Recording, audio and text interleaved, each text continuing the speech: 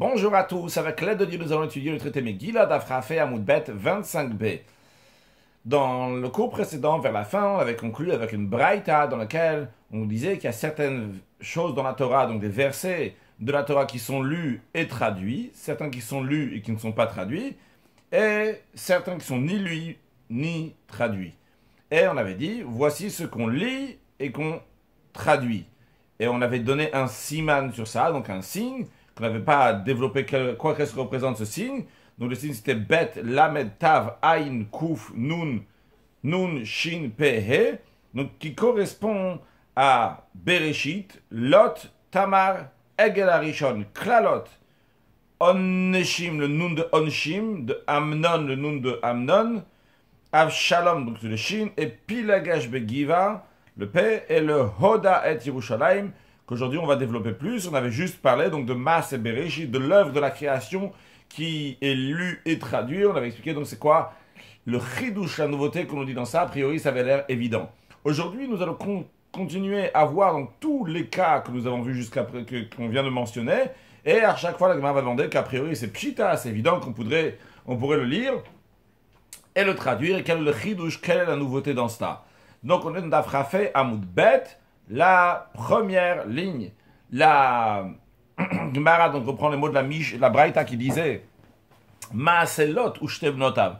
Donc l'épisode, donc ce qui s'est passé avec Lot et ses deux filles, vu c'était après la destruction de Sodome et Gomorrhe, ils pensaient que le monde entier avait été détruit.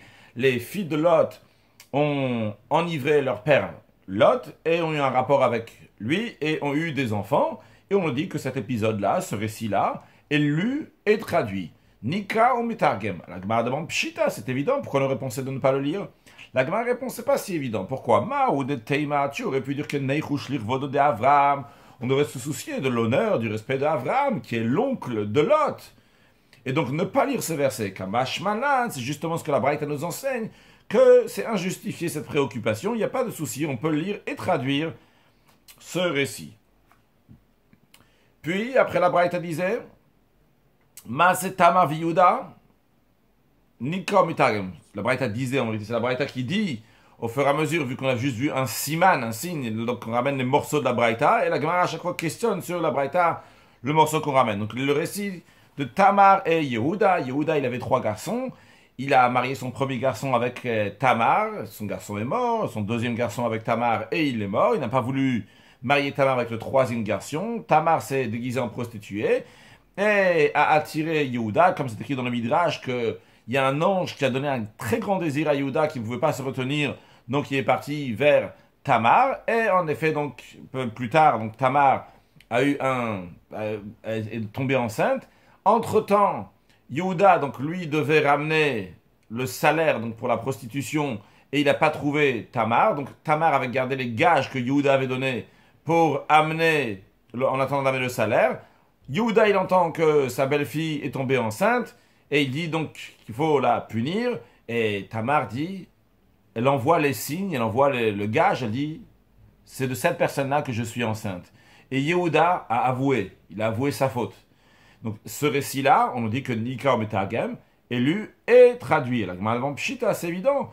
La Gemara répond, c'est pas si évident. Ma ou de Teima, donc tu aurais pu dire les rouges, les de Yehuda, qu'on doit se soucier de l'honneur, du respect de Yehuda, que cet épisode-là n'est pas très agréable. Eh bien justement, Kamash Malan Shlach, c'est ça, donc on nous dit, donc la louange de Yehuda, que, au contraire, de Oudé, le fait donc qu'il a avoué sa faute, eh bien ça c'est une louange pour Yehuda. Donc il y a quelque chose de positif, au contraire, de lire ce récit.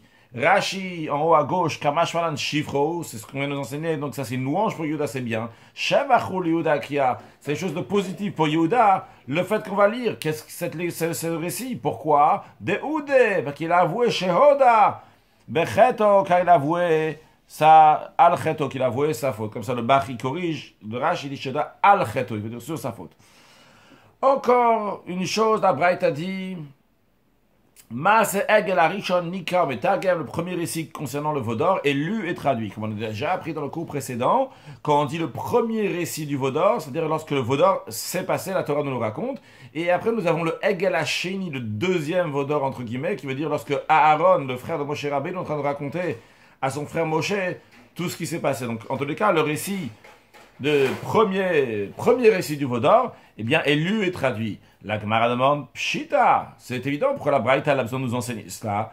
La Gemara répondant, c'est pas si évident. Mao de Teima Lechouch Lirvadan chez l'Israël, tu aurais pu dire qu'on doit se soucier de l'honneur des Juifs, qu'ils ont fait le Vaudor. C'est pas beau. Kamash Falan, ça qu'on est enseigné que Kol Sheken, au contraire, de Nichalo, les Juifs approuvent, c'est bien pour eux qu'on va raconter ça. Pourquoi? De Havielu Kapara, car cela, ça va être une expiation pour eux. Ça explique que l'expiation va être que tout le monde va pouvoir savoir toujours qu'on peut toujours faire Teshuvah et se repentir. En tous les cas, c'est oui, quelque chose de positif. Après, la Braïta continue en disant Klalot ou Brachot. Les malédictions et les bénédictions, Nikrin ou Metarmin, ils sont lus et traduits. 2 fois dans la Torah, on retrouve que Hachem dit si le peuple juif va bien se comporter, ils vont recevoir telle et telle et telle et telle bénédiction. S'ils vont mal se comporter, ils vont avoir telle et telle malédiction. Donc, ces malédictions et bénédictions sont lues et traduits. La Gemara questionne, Pshita, c'est évident, pourquoi la Braïta a besoin de dire qu'on lit les malédictions et bénédictions? La Gemara répond, c'est pas si évident que ça. Pourquoi? Mao de Tema, tu aurais pu dire, Neichouch Dilma Paigada Tayo de Tzibura, tu aurais pensé que l'assemblée, elle va être démoralisée en entendant tout cela, et en entendant tout cela, donc l'assemblée va dire, eh bien, laisse tomber, de toute façon, on va être puni, donc il vaut mieux avoir des plaisirs et aller jusqu'au bout, se faire des plaisirs dans ce monde-là, parce que de toute façon, on va être puni. Comme ça, tu aurais pu penser. Kamash Manan, ce que la Braïta nous enseigne, ce n'est pas le cas, il n'y a pas de quoi craindre à cela, et on lit, et on traduit les malédictions et les bénédictions. Évidemment, la question se pose uniquement pour les malédictions, est-ce qu'on doit les lire ou pas? Mais vu que les malédictions sont le contraire des bénédictions, donc si on lit les malédictions et on les traduit, c'est aussi les bénédictions. Si on ne va pas lire et traduire les malédictions, on ne va pas lire et traduire aussi les bénédictions. C'est pour ça qu'ici, la Gemara, elle dit Klalot ou Brachot, les malédictions et les bénédictions, bien que c'est les malédictions ici qui nous concernent. Puis, la Braïta continue à nous dire Azarot Vanashim, les avertissements que la Torah dit, ne pas faire telle chose, ne pas faire telle chose, etc. Et les punitions, Nikrin ou Metargim, sont lues et sont traduits. La Gemara demande, Pshita, c'est évident, pourquoi la Braïta a besoin de nous dire qu'on lit les avertissements et les punitions? La Gemara dit, c'est pas si évident, Mao de Teima, tu peux dire, Nechouch Dilma, tout le Meira, que peut-être, les gens vont venir en conséquence de ça, de servir Dieu par la crainte de Dieu, bien que c'est déjà pas mal, mais en tout cas, ils vont faire par la crainte, en réalité, même pas par la crainte de Dieu, par la crainte de la punition, qui est plus bas que la crainte de Dieu, c'est la crainte pour sa peau. Eh bien, Kamash Malan, on nous enseigne qu'il n'y a pas besoin de soucier ça et on peut lire et traduire ces passages.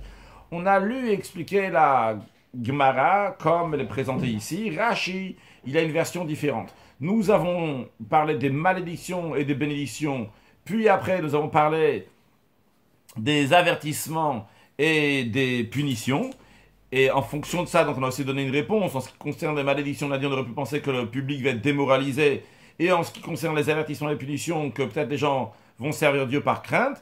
Rashi a une autre version, que d'ailleurs le Bar, si vous voulez voir, donc dans le Bar, il corrige la version de la Gemara et qui va comme Rashi. Alors, Rashi nous dit, mais Ahava. Alors, Rashi ici vient répondre, d'après sa version, donc dans Rashi, sur les malédictions et bénédictions. Est-ce qu'on les lit ou pas? Et Kamash Malan, parce qu'on aurait pu penser que les gens ils vont faire. Mais Ahava, ils vont servir Dieu par amour shel brachot, des bénédictions, ou Meira, et de la crainte shel klalot, des malédictions. Ven liban hashamayim, leur cœur va pas être pour le ciel, vont pas faire ça pour Hachem. Donc d'après Rashi, la question de la Gemara, est-ce que peut-être pourquoi on ne devrait pas lire, on aurait pu penser qu'on va pas lire les malédictions et les bénédictions? Réponse de la Gemara d'après Rashi, parce que peut-être les gens vont faire par amour et par crainte, c'est-à-dire qu'ils vont faire par amour de bénédiction ou par crainte de la punition. Et ce qu'on nous dit justement qu'il n'y a pas besoin de se soucier de cela. Après, en ce qui concerne ce que la Braïta dit, que les avertissements et les punitions, on aurait pu penser de ne pas lire et traduire, on nous dit qu'on les lit et traduit, quel est le chidouche, quelle est la particularité? D'après Rashi, la version, donc la réponse de la Gemara, c'est que peut-être, paigada, taïou, peut-être les gens vont être démoralisés.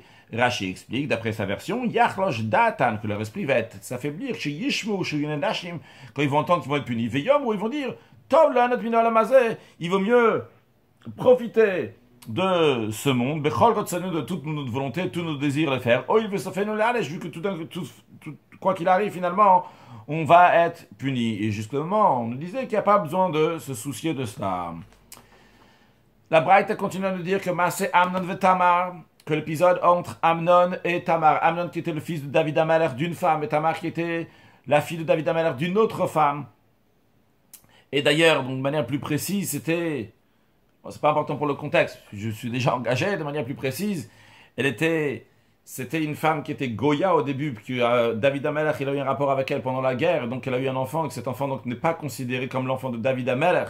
Donc Amnon avait le droit de se marier avec Tamar, mais il n'a pas fait ça dans les règles, donc il a violé Tamar. Cet épisode-là, Nika Omitargem, elle est lue, elle est traduite.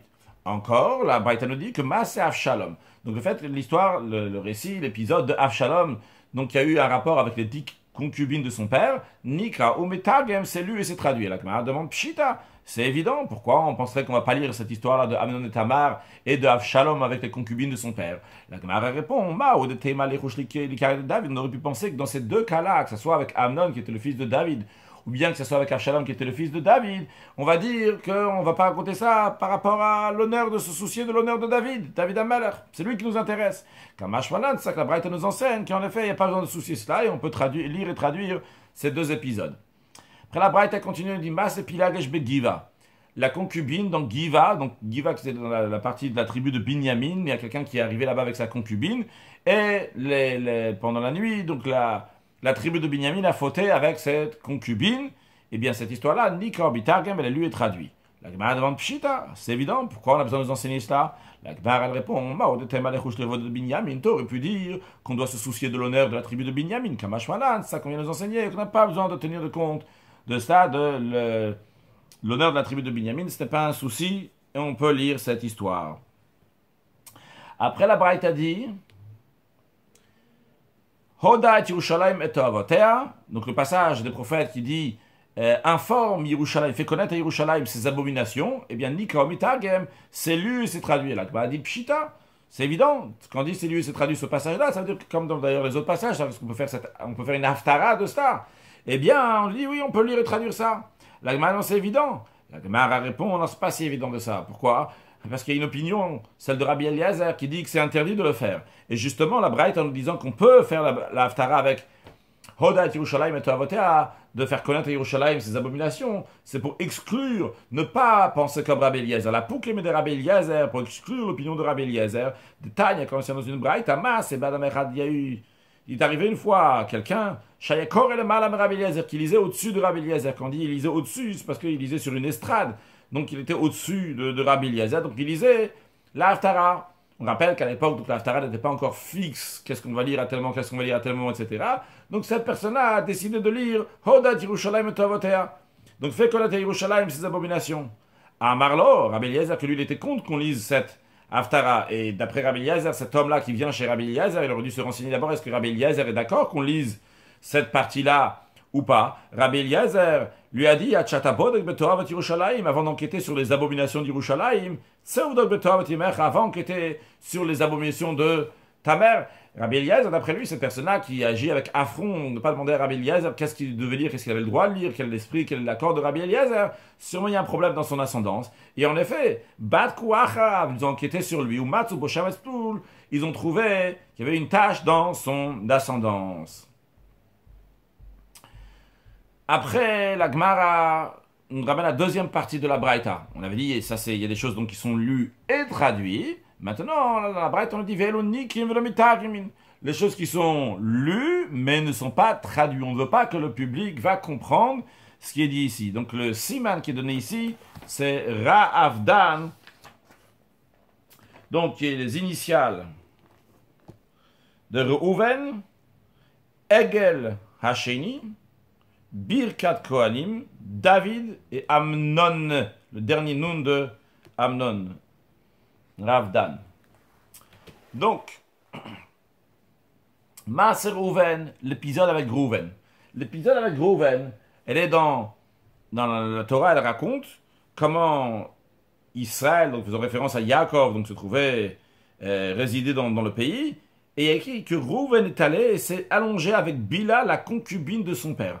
Rappelons que Yaakov, donc le troisième des patriarches, avait 2 femmes et 2 concubines, donc 2 femmes qui étaient 2 sœurs, donc Rachel et Léa, et les concubines, donc qui étaient les servantes de Rachel et Léa. Rachel, sa servante, c'était Bila. Lorsque Rachel est morte, Yaakov a pris son lit et l'a mis dans la tente de Bila, qui était la servante de Rachel, et qui est la concubine de Yaakov. Reuven, qui n'a pas supporté cet affront envers sa mère, donc, qui est maintenant la sœur de sa mère, Rachel, la femme préférée de Yaakov, est morte. Enfin, maintenant, Yaakov va mettre son lit dans la tente de Léa. Ce n'était pas le cas, il a mis dans la tente de Bila, qui était la servante de Rachel. Alors, il a pris le lit de son père et il a mis dans la tente de sa mère. Mais la Torah considère, par rapport au niveau de Reuven, comme s'il s'était allongé avec Bila, la concubine de son père. Et il y a écrit dans la suite, Israël a entendu cela. Après, il y a une pause dans la Torah. Quand je dis une pause, c'est un espace blanc. On est toujours dans le même verset, mais en plein milieu du verset, il y a une phase blanche, comme ça, il n'y a rien écrit.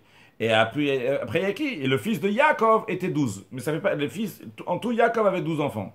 Bien, maintenant, quand on lit le verset, tout simplement, et on le traduit, ça va traduire, Reuven s'est allongé avec la concubine de Yaakov, eh bien, quelqu'un qui lit ça, il dit, Reuven a fauté avec la femme de son père. C'est la raison pour laquelle on dit que Mas Reuven ni kavelo mitakem. Le récit relatif à Reuven est lu, mais n'est pas traduit. Une fois, Rabbi Hanina ben Gamliel, il est parti à un endroit qui s'appelle Kavoul, et l'officier de la synagogue lisait. Il lisait donc le passage, justement, le verset qu'on vient de citer, Vayi Bishkon Israël, ce fut lorsque Israël, donc lorsque Yaakov résidait dans le pays. Et donc, il lisait donc la première partie du verset, évidemment la deuxième partie du verset. Ve'amar lolam turgman. Rabbi Hanina ben Gamliel, qui était là-bas à Kavoul, il a dit, au traducteur, il a dit, Al tetagem el achon. Ne traduit uniquement la fin, le dernier. Quand il dit le dernier, c'est la deuxième partie du verset. Après l'espace blanc, donc au milieu du verset, donc après cet arrêt-là, il y a la fin du verset. Lis seulement la fin. Mais les sages ont fait éloge de Rabbi Hanina ben Gamliel, de son enseignement, que justement, c'est exactement ça qu'il fallait faire. Rashi. Donc Rabbi Hanina ben Gamliel, il a dit, traduit uniquement la fin du verset. Donc la fin du verset, c'est que les enfants de Yaakov étaient 12. Va Pasukazé, Rashi nous informe, on l'a dit oralement il y a quelques instants, que ce verset-là, Nifsak Behevsek Parasha, il a arrêté, il a interrompu, il y a une pause avec l'arrêt d'une paracha. Quand on dit une paracha, c'est un paragraphe dans la Torah, un passage dans la Torah, que le passage donc est arrêté avec un blanc. C'est une nouvelle paracha qui commence bien que au milieu du verset.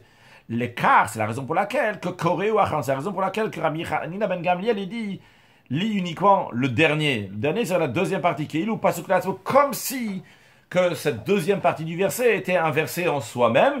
Donc quand il dit lis le dernier, c'est comme si qu'il disait lis le dernier verset et pas le premier, bien que c'est un seul verset, mais vu qu'ils sont partagés en deux, donc il appelle ça le dernier verset.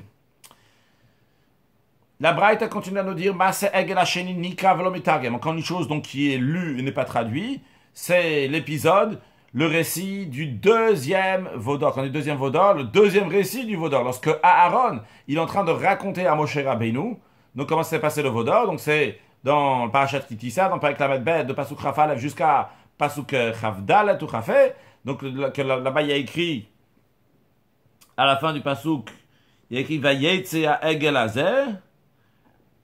Donc en effet, c'est à la fin du jusqu'à la Pasuk Chavdalet inclus. Donc c'est 4 versets qu'on saute, dans lesquels Aaron donc, est en train de raconter ce qui s'est passé. Et comme la Gemara, la Braïta nous dit, qu'est-ce qu'on appelle le deuxième récit du Vaudor, Min Vayomer Moshe, depuis Vayomer Moshe, le verset 21, Vayar Moshe jusqu'à le verset 24 inclus. Rashi, Min Vayomer Moshe l'Aaron, Moshe a dit à Aaron, Rashi nous ramène la suite du verset, Moshe a dit à Aaron, Mas el Chamazé, qu'est-ce qui t'a fait ce peuple-là que tu as amené, donc cette catastrophe sur eux, qui ont fait ce Vaudor. Tanya, on enseigne une braïta à ce sujet, que Rabbi Shimon ben Elazar Omer. Rabbi Shimon ben Elazar dit, Le olam yadam zay b'tshuvotav. Une personne doit faire très attention à ses réponses, à sa manière de parler. Shemitor tshuva sheshivu Aaron Moshe, car dans la forme, la formulation que Aaron, il a répondu à Moshe Rabbeinu à propos du Vaudor, suite à ça, à cause de ça, Pakua Me'arerim, les incitateurs, ont agi effrontément et ont proclamé qu'il y a de l'importance, une vérité dans l'idolâtrie. Pourquoi? Parce qu'est-ce qu'il a dit à Aaron, à Moshe Rabbeinu, qu'on lui a répondu? Il lui a dit, Shenamar, il a dit, Vashlicheu Baesh. Il a jeté l'or dans le feu. Vayetse Aegalazé. et que ce veau est sorti. Sous-entendu, que ce veau-là, il est sorti de lui-même. Rashi, Paku Amumarim. Rashi, il a une version, donc, des Amumarim, non pas Ameharerim, pas les incitateurs, mais Amumarim, donc les renégats, Paku, donc ils sont agis effrontément. Et Izupnem, ils ont été Aspanim, donc ils sont effrontés. L'Omar disant, Yeshma Mashbavodazar, en disant qu'il y a quelque chose de vrai dans l'idolâtrie. Vu qu'il a dit, ce veau, il est sorti de lui-même. La Braïta continue encore une chose qui est lue, n'est pas traduite. Birkat Kohanim, la bénédiction des Kohanim, Nikrin Velobitagim, est lue, mais n'est pas traduite. Donc la bénédiction des Kohanim, c'est Yivarecha Hashem Vishmerecha, qu'Hashem te bénisse et te garde. Yer Hashem Panav Elecha Vichuneka, Yisa Hashem Panav Elecha V'yasem Elecha Shalom. Maïtam, la Gemara demande quelle est la raison que ce n'est pas traduit. La Gemara répond, Bishuditiv Yisa, parce que dans le 3e verset de Birkat Kohanim, il y a écrit que littéralement que Dieu te lève, que Dieu tourne son visage vers toi, en autre mot que Dieu va te faire du favoritisme, que Hachem va donner du favoritisme au peuple juif, ce qui peut être problématique chez certains, disant tiens, Akadosh Baruch Hu n'est pas droit, n'est pas honnête. Alors dans ce cas-là, en effet, pourquoi Akadosh Baruch Hu il fait du favoritisme? Rashi Mishum Yisa. Donc pourquoi on ne traduit pas? C'est à cause du verset donc que Dieu lève que son visage, que Dieu tourne son visage sur le peuple juif, fait du favoritisme. Rashi dit le problème il est chez le Yom, pour pas que les gens vont dire à Kadosh Baruch Hu Noselaim Panim que Dieu leur fait du favoritisme. Ve'einam Yodi, mais ils savent pas que le peuple juif mérite une attention particulière du favoritisme de Dieu. Comme on dit dans le traité de Brachot. Dieu là-bas il dit le Kedayem l'Israël, ce peuple juif ne mérite pas que l'Aselaim Panim, que je vais leur faire du favoritisme. Ani Amarti, moi j'ai dit Vachalta Vesavato Verata, tu vas manger, tu vas te rassasier, et à ce moment-là tu vas faire les actions de grâce, la bénédiction, le Birkat Amazon. Et pourtant, Vel Machmirin Alatzman, eux ils sont stricts sur eux-mêmes, ils vont plus loin que ce qu'il faut faire, parce que eux ils sont stricts à Kezait, à Kabeitza, en fonction des opinions. Est-ce que une fois qu'ils ont mangé seulement un Kazait, le volume d'une olive ou bien le volume d'un œuf, même s'ils ne sont pas rassasiés, ils font Birkat Amazon, ils remercient Hachem. Alors eux, ils vont plus loin que la ligne, que la barre. Alors moi aussi, je fais du favoritisme au peuple juif.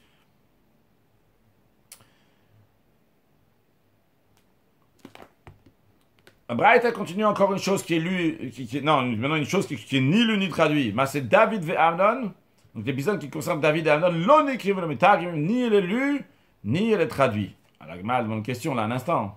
On vient de parler, il y a quelques lignes, on a parlé de David et Amnon, et on a dit, il n'y a aucun souci, ça peut être traduit, on ne craint pas, on ne se soucie pas de l'honneur de David, c'est l'histoire de Amnon, le fils de David.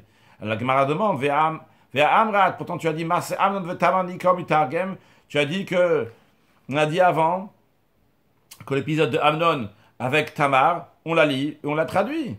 Alors la Gemara répond, il y a une nuance. L'okasha, c'est pas une question, ça dépend. Hadiktiv Amnon ben David, quand est-ce qu'on dit qu'on ni lu ni traduit? Lorsqu'il y a écrit Amnon, fils de David. Lorsqu'on souligne, on dit clairement qu'Amnon était fils de David. Là, en effet, là, ni on lit, ni on traduit. Hadiktiv Amnon Stam, par contre, il a écrit juste Amnon tout court. Eh bien, à ce moment-là, on lit et on traduit. Suite à ce qui a été dit, donc des choses qu'on lit, qu'on traduit pas, etc., dans cet esprit-là, Tanura Balan, on ramène une braïta à nos sages enseignés, Kol Amikot Aktuim Batora Lignai. Tous les versets dans la Torah qui sont écrits donc de manière déshonorable, eh bien, Korinot les Shlach, on les lit de manière honorable, de manière louange. Donc tous les versets qui sont dits, qui ne sont pas de manière inconvenante, on va lire de manière convenante. On va rejoindre aussi donc l'idée qu'il y a certaines choses, il y a le ktiv et il y a le kri. Il y a ce qui est écrit dans la Torah, il y a ce qui est lu. Il y a certains mots qui sont écrits dans la Torah, mais qui sont écrits d'une certaine manière. Eh bien, halakha le Moshe Missina, comme ça c'était transmis, qu'on les lit de manière différente. Kegon, comme par exemple, lorsque Hachem, il dit les malédictions qui risquent d'arriver au peuple juif, si chas de shalom, ils vont mal se comporter. Là-bas, il y a un verset qui dit, tu veux te fiancer avec une femme, et un autre homme aura des rapports avec elle. Donc l'expression qui est employée pour dire qu'un autre homme va avoir des rapports avec elle, c'est Ishacher Ishgalena. Et on ne lit pas l'expression Ishgalena, un autre homme va avoir des rapports avec elle, mais on dit Yishkavena. Yishkavena, c'est-à-dire qu'il va s'allonger avec elle. Et d'ailleurs, l'expression de Vayishkav, donc c'est une expression qui est plus atténuée, qui est plus calme, que d'ailleurs on le retrouve ailleurs, lorsqu'il ne s'est pas s'allonger avec quelqu'un d'autre, tout simplement. Donc Vayishkav Vamakomao, quand quelqu'un il s'est allongé, il a dormi, il a passé la nuit dans un certain endroit, donc c'est plus atténué de donc ish acher, ish kavena, qu'un autre homme s'allongera avec elle, c'est moins insistant, dur que dire ish galena. Donc c'est plus convenant, c'est plus le shavar que les gnaïs. Rashi ish galena, lachan mishkav. Donc ça vient de langage, donc, dans le rapport intime, tu dis qui avait écrit à propos de Daryavesh, il a écrit que lorsqu'on est parti le voir, va shagel yoshavet etzlo, la shagel était assis à côté de lui. Alors va shagel ici fait référence à sa femme avec qui donc il s'allonge. Viyesh mefashim, Rashi dit qu'à propos de ce verset-là de Daryavesh, il y en a qui expliquent que quand il a écrit va shagel yoshavet etzlo, que la shagel était assise à côté de lui, il ne s'agit pas de sa femme, mais il s'agit de kalbeta, d'une chienne avec qui il avait des rapports. Ce qui est interdit évidemment. Après, encore un autre exemple. Ba'apolim, donc il y a écrit qu'Hachem va frapper ceux qui se comportent mal, chas et shalom, donc dans l'anus. Eh bien, on dit batrorim. Les deux, ça veut dire l'expression d'anus, mais c'est l'expression qui est moins explicite, qui est plus calme, plus gentille. Rashi ba'apolim, l'Hachem for ashulignai. C'est un langage qui est explicite de déshonneur. Yotam mitrorim, encore plus que l'expression de trorim, bien que finalement bapolim et batrorim, les deux ça veut dire, donc ça fait référence à l'anus, mais quand même batrorim c'est moins explicite. Rashi nous dit que les deux expressions, aussi bien bapolim et trorim, shnem, les deux benekev betari, sont donc dans le nekev, littéralement dans le trou d'où sortent les excréments, donc l'anus. Encore un verset, il y a écrit lechol et chorem, pardon, un verset chirionim, on change avec divionim. Alors là-bas, le contexte, c'était donc à Shomron, il y avait une famine incroyable, à tel point que les gens, ils achetaient le quart d'un cave d'excréments de colombe pour 5 pièces d'argent. Alors, un excrément de colombe, c'est dit là-bas, chirionim. Chir, qui est un langage de chor, du trou, de l'anus, donc ce qui sort par les excréments de la colombe.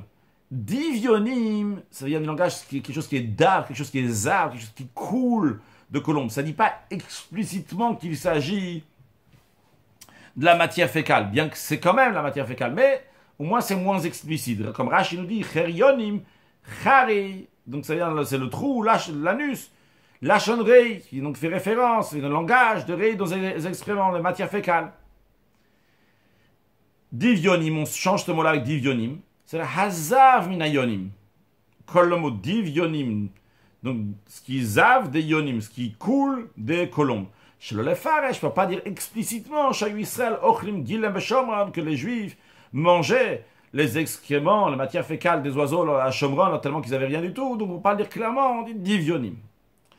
Encore un autre exemple dans lequel on change le mot, la prononciation. Il y a écrit là-bas, c'était Rav Shake, qui était donc le chef de guerre d'Assyrie, et il vient à Yerushalayim, il dit que si le peuple juif de Yerushalayim ne va pas se soumettre à lui, finalement, ils vont finir l'echol et chorem, de manger le chorem, donc ce qui sort de leur trou, ce qui sort de l'anus, donc les excréments, velishtot el meimeshinem, et de boire meimeshinem, les os de leurs dents, faisant référence donc aux selles qui sont liquides, donc qui tombent par le derrière et qui sont appelés Memishinem, les os des dents, parce qu'elles proviennent du rectum. Et le rectum lui-même, il est soutenu avec 3 glandes qui ressemblent à des dents, comme on va voir dans Rashi.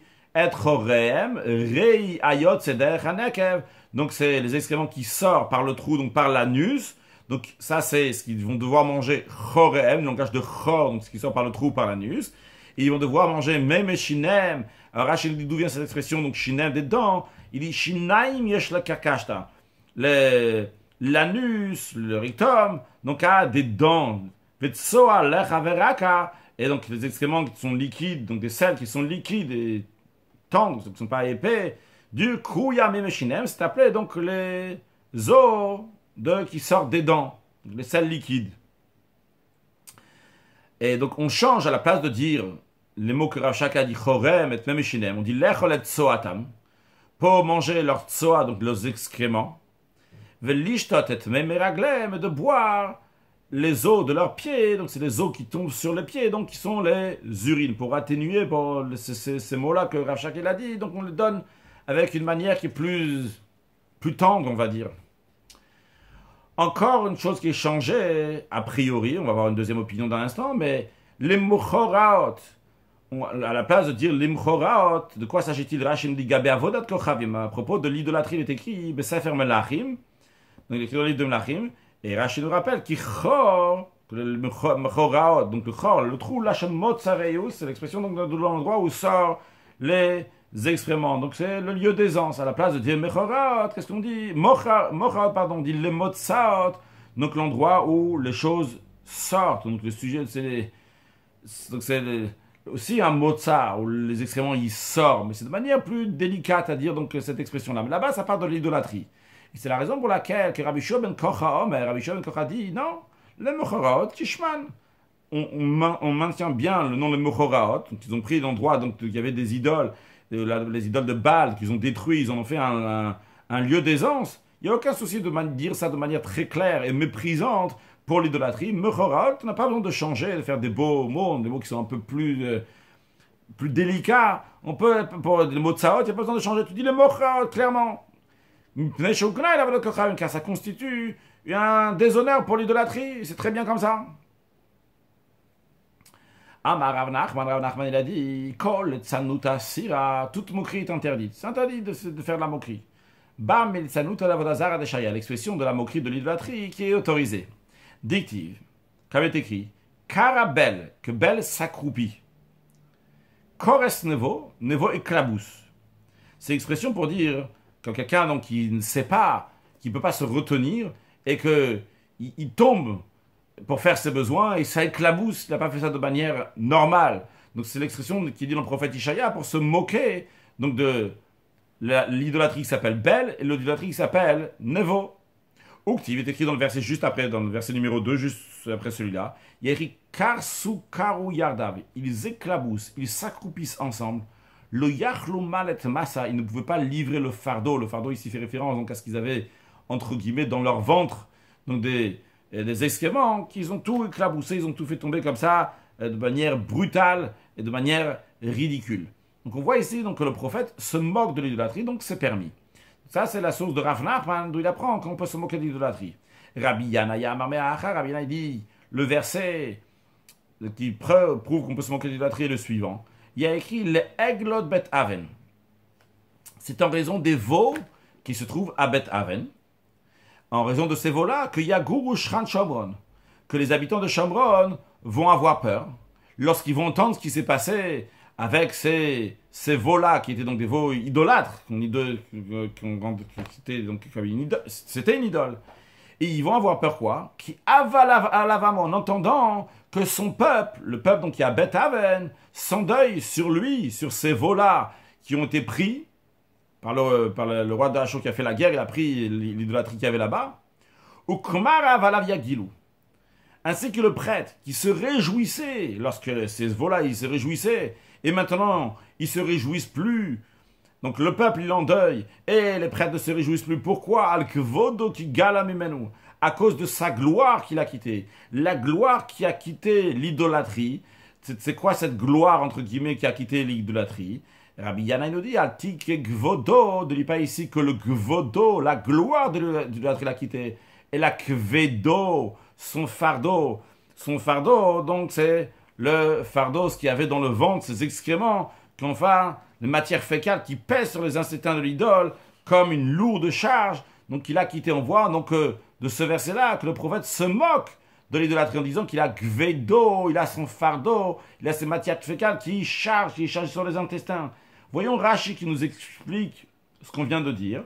Les Eglot Betaven, donc les veaux, c'était une idolâtrie, des idoles, donc qui se trouvaient à Bet Aven. Alors, l'école à Shemua, donc, lorsqu'ils vont entendre, littéralement le son, lorsqu'ils vont entendre, Habal Egle Bet Aven, donc ils vont entendre ce qui était arrivé au veau, l'idolâtrie donc de Bet Aven, Yagourou Shenem Shebe Shomron, ils vont avoir peur, les voisins qui sont à Shomron, en entendant qui Avel Alav, que les gens de Bet Aven, ils se sont endeuillés sur lui, c'est-à-dire à la Egel, sur le veau. Et Rashi dit donc Kmarav, Alav Yagilou, et les prêtres qui se réjouissaient de ces veaux, Alors Rashi nous dit, qu'est-ce que ça veut dire alav yagilou? Yagilou, ça peut être dit dans l'avenir, qui vont se réjouir. Rashi nous dit, non, ici yagilou, asher hayu regilim lismoach alav. Qu'ils avaient l'habitude, jusqu'à présent, ils se réjouissaient de cette idole. Ata maintenant, itablu al kevodo. Maintenant, ils vont être endeuillés sur son kavod. Qu'à première vue, on traduit par la gloire, qui gala mimenu. Cette gloire-là, donc il a quitté, qui est parti. Et on nous dit qu'il ne faut pas dire kvodo la gloire, là, kvedo, son poids, son fardeau, koved masao shel rei. Donc le poids d'une matière fécale qui pèse, tiebo, ve koved, shehayabo, comme ça il faut lire, de shehayabo, qu'il avait jusqu'à présent dans l'idole, ve koved akvotav, et donc la lourde charge qu'il avait sur son derrière, qu'il a quitté, ve domelo besefer Ishaya. J'ai dit, dans le livre de Ishaya, on a un verset qui ressemble à ça, c'est le verset qui a été dit juste avant dans la Gemara, qui ont dit, donc il faut lire, il faut un verset, il faut dire karsu karu, comme le verset dit, karsu, donc ils éclaboussent, karu, ils s'accroupissent, yardav ensemble, lo yachlu malet massa, et ils ne pouvaient pas livrer le fardeau de Gomer, etc. Quel fardeau s'agit-il? Ou massa shel rei, c'est le fardeau des excréments. Donc ça, c'est l'explication de Rashi, comment il explique, et surtout, donc, ce qui nous intéresse pour la suite de Rashi, c'est quand il y a écrit, ou kumar avalavia gilou, que ces prêtres se réjouissaient. Rashi a traduit, ils se réjouissaient au passé, et non pas au présent ou au futur. Et Rashi nous dit que Verabotai Mefarshim, que mes maîtres, le maître de Rashi explique, que Kumar Alavia Gilou, ça qu'il est dit, et ces prêtres se réjouissaient, Yagilou Mamash, la Simcha, ils sont joyeux maintenant. Shehekel Masay Shelaem. Parce qu'en effet, parce que le fardeau qu'ils avaient, les idoles, les veaux en l'occurrence, eh bien, est sorti d'eux, ils sont plus légers. Mais Rachidi aval en fareshken. On ne peut pas expliquer comme ça. Pourquoi? Shagel kulo galakehad. Parce que tout le veau, il a été pris dans l'histoire, que tout le veau a été pris chez Natlo Sancherib. Le roi Sancherib, le roi d'Assyrie, lorsqu'il a fait la guerre, il a pris les veaux avec lui, il a pris les idoles avec lui. Il n'a pas pris juste les excréments qu'il y avait là-bas. Donc de quoi ils se réjouissent maintenant qu'il a été apaisé? Il n'a pas été apaisé, il a été pris. Donc il faut traduire, comme Rachid lui-même dit, non pas comme ses maîtres, que Kumar Avalavia Gilou, que les prêtres se réjouissaient dans le passé, et maintenant ils n'ont plus de quoi se réjouir, maintenant ils sont en deuil. Amaravuna bar Manoach, Mishpede Ravach, Aberede Ravika, Ravuna, fils de Manoach, il a dit nom de Ravach, fils de Ravika, que Char et l'élevard Israël. Il est permis à un juif, les Meimar, les Ovad Kochavim, de dire à un idolâtre, chaque les Lavodat Kochavim, prends ton idole, Ve'anche Beshintav Shelo, et de la mettre dans son shintav, de dire au non-juif, à l'idolâtre, de le mettre dans son shintav. C'est quoi son shintav? Son shintav, Rashi nous dit, lachon, ça vient de l'expression, vachasoufe shet. Shin et tav, ça fait l'expression donc de shet. Chasoufe shet, ça veut dire derrière les fesses qui sont découvertes. Ervat mitzrayim, la nudité d'Égypte, donc c'est un verset donc, qui est dans Yishaya, donc l'expression de chasoufe shet fait référence, donc c'est le derrière, donc il a le droit de dire de prendre son idole, le mettre dans le derrière. Alors, dans certains commentaires, ils disent que le shin et le tav, le shin peut être comme un sin aussi, qui veut dire sako, son sac, et le tav c'est tarmilo, aussi une sorte de sac. Donc on peut lui dire, prends-le et mets-le dans ton shin tav, et le juif, donc lui son intention c'est de mépriser la avodazara. Le goy lui va comprendre de le mettre dans son sac ou tarmil. Amar Ravashi. Ravashi dit, Hayman de Snai Shumane, celui que sa réputation est ternie, est mauvaise. Eh bien, Charel el Vazouye, on a le droit de l'humilier, Begimel Shin, avec les lettres Gimel Shin. De quoi s'agit-il? Rashi d'abord, il nous explique c'est quoi que sa réputation est ternie chez Yotzot de Snai Shumane, chez Yotzot alav Shmuot Raot. Donc sur cette personne, il a de mauvaise réputation, ou Snuot, qui sont détestés, qui sont pas belles, donc des sané qui vient dans le langage de snoa, quelque chose qui est détesté. Chez Noël, donc les gens disent qu'il commet l'adultère. On a le droit de l'humilier en disant Gimel Shin. Rachid dit Gimel Shin, c'est quoi? En lui disant Bar Girta. Bar Girta, c'est-à-dire qu'il a un fils adultérin. Zona, donc qui vient d'une prostituée. Après le Shin, c'est quoi? C'est Shema Saria. Shema, un nom, Saria qui est pourri. Rachid nous traduit Shema Saria en hébreu, Sham Musrach, un nom qui est pourri. Kachu Bitshuvot HaGeonim. Rachid dit que cette explication-là de Gimel Shin insiste à expliquer dans les responsables des Geonim, donc de l'époque de ceux qui étaient avant Rachid. Rachid pas dit des Rishonim, les Geonim étaient avant Rachid. Quel est le chidouche ici? Rachid nous dit que Mutar le Vazot Gametim Moshi Alalto, qu'on a le droit d'humilier même sa mère qui l'a amené au monde. Après, on dit on va humilier cette personne-là. Là, ici, quand tu dis que c'est un fils du terrain, eh bien, c'est sa mère aussi. Eh bien, tu as le droit de l'humilier comme ça. Ça, c'est une explication. Rachid dit, Verabot, Aimefashim, mais maître explique, c'est quoi le Gimel Shin? C'est Giyufa Shaita Shatia. Ça veut dire, ça fait référence à dire une personne qui a commis l'adultère. Donc, ça, c'est le Giyufa. Et le Shin, ça réfère à l'expression, donc Shaita Shatia. Donc, il est bête, c'est sot, c'est un comportement qui est sauvage, qui est mauvais. On continue on finit avec quelque chose de positif dans la Gemara. Hayman de Shapir Shumane, celui qui a une réputation qui est excellente, qui est bonne. Char el Shabouche, il est permis de le louer, donner des louanges. Ou man de Shapre, c'est lui qui fait son éloge. Yanuchulo brachot al rosho, que des bénédictions reposons sur sa tête. Hadran alach hakore omed, on reviendra vers toi, le 3e chapitre de Megillah, hakore omed, bezrat Hashem, j'espère le réétudier à nouveau, et que ce soit avec Mashiach, ce sera encore mieux, bezrat Hashem, évidemment. Conclure avec une halakha, donc qui est liée avec l'esprit de ce qu'on a appris, faire donc les tzanout, nous se moquer de l'idolâtrie. Il y a une lettre du Igrot Moshe, donc du Rabbi Moshe Feinstein, Rav Moshe Feinstein. Quelqu'un lui a demandé, sa parnassa, c'est d'enseigner dans les écoles du gouvernement. Il doit raconter aussi ce qui s'est passé à l'époque des Grecs, à l'époque des Romains. Et donc, il doit raconter aussi donc, l'idolâtrie qui se passait là-bas. Alors, est-ce qu'il a le droit? Est-ce qu'il n'a pas le droit? Est-ce qu'à l'époque, les gens faisaient, mais aujourd'hui, les gens, ils ne font plus. Donc, est-ce que peut-être aujourd'hui, il peut le faire? Et alors, moi, je lui dis que par rapport à ça, même si aujourd'hui, on ne fait pas, il y a quand même, il y a la notion de Avodazara. Mais il dit, cette notion d'Avodazara, c'est uniquement qu'on apprend dans des livres qui sont des idolâtres eux-mêmes et qui y croient. Mais quand c'est des historiens qui écrivent ça qu'eux-mêmes, ils y croient pas, et qu'après, lui, cette personne donc, va le présenter, il va dire le cours, et dans le cours, il pourra présenter ça de manière que c'est bête, et qu'on comprend donc, que c'était juste à l'époque que les gens y pensaient comme ça, et que par cela, il fait montrer donc, que la Torah, aujourd'hui, ça c'est quelque chose qui est éternel. Eh bien, dans ce cas-là, c'est différent. Un sujet de chassidut qui est lié indirectement avec ce qu'on a vu aujourd'hui. D'après la version, on a dit qu'ils vont entendre les klalot, ils vont entendre les malédictions, bien chal shaddad, les gens, leur esprit va être démoralisé. Alors ici, il va être démoralisé dans le sens, on a dit qu'ils vont aller fauter, ils vont dire on va profiter déjà de ce monde, si de toute façon on va être châtié. Mais on va présenter ça donc avec l'histoire du Admour Haim Tzaï, deuxième rabbi de Chabad, lorsqu'il était enfant. Un jour, son père, l'Admour Azaken, je vais lui présenter comme ça, son père, l'Admour Azaken, Rabbi Shneur Zalman, le premier rabbi de Chabad, c'était lui qui lisait à la Torah dans la synagogue. Et donc son fils, toujours, il entendait son père dans la lecture, dans toutes les lectures de l'année. Et un jour, son père donc, n'était pas là pour lire la paracha de Kitavo, dans laquelle il y a les malédictions. Et quand il a entendu les malédictions, donc d'un lecteur ordinaire, donc il n'était pas son père, eh bien, il s'est évanoui, il était très très mal, à tel point que son père il avait un doute s'il pourra jeûner à Yom Kippour, qui est donc des jours après, tellement qu'il a été affaibli d'entendre les malédictions. Plus tard, on a demandé à Admour Haim Tzaï, donc le fils du premier rabbi de Chabad, le rabbi Dover, on lui a demandé, comprends pas, chaque année on lit ces malédictions-là, pourquoi juste maintenant, cette fois-ci, tu t'es évanoui? Il a dit, quand mon père il lit, on n'entend pas des malédictions. C'est quand l'Admour Azaken il lit, même quand il lit donc ce qui est écrit sur le texte, mais il y a un autre sens ici, un sens qui est plus profond à ça.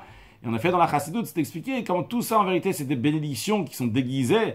C'est une allusion à ça dans la Gemara avec Rabbi Shimon ben Yochai et son fils qui l'a envoyé recevoir des bénédictions chez des érudits en Torah qui lui ont donné des choses qui avaient l'air de malédictions. Et Rabbi Shimon ben Yochai lui a expliqué comment c'était des bénédictions en vérité, des bénédictions qui sont tellement hautes, qui sont déguisées. Mais en tous les cas, c'est vrai que quand on voit les choses comme ça de manière simple, eh bien, en effet, ça peut être des malédictions qui peuvent démoraliser. Juste pour conclure avec la petite anecdote, une fois, il y a un rabbi qui a écouté la Megillah de quelqu'un d'ordinaire, c'était pas un rabbi qui lisait, je ne me rappelle pas exactement le détail, et le rabbi à la fin, il lui a donné beaucoup d'argent pour la lecture de la Megillah. Il dit, je ne mérite pas tellement d'argent. Il dit, j'ai entendu une histoire que je n'ai jamais entendue de ma vie. C'est qu'en général, quand il entendait ailleurs, sûrement chez un rabbi ou quelque chose comme ça, il entendait des choses beaucoup plus profondes. Mais là, il a entendu une histoire simple et ça lui a apprécié. Tu mérites tout ça. Donc il y a plusieurs manières comment lire les choses. Essentiel, donner du moral à tout le monde. C'est ce que notre génération a besoin, notre génération qui est méritante, qui va accueillir Mashiach très prochainement. Excellente journée.